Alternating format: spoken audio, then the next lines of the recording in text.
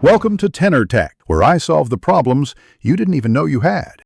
You start immediately by confirming prerequisites: an iPhone with the latest iOS and assigned an Apple ID. Once done, make sure you have your social security number, current address, date of birth, and a photo ID handy.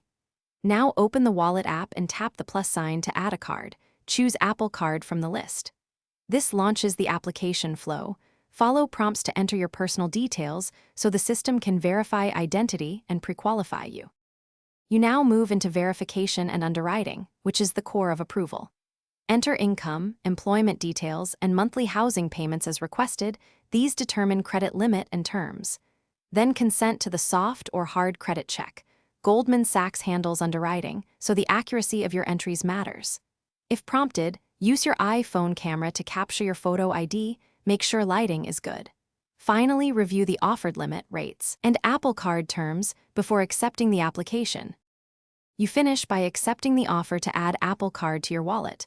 This authorizes the account and shows your card balance and limit.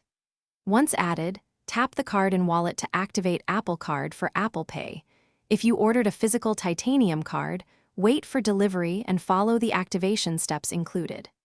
If approval is delayed or you see an unexpected decision, check wallet notifications first. Then contact Apple support or Goldman Sachs. Thanks for watching. Subscribe to keep your life in tune.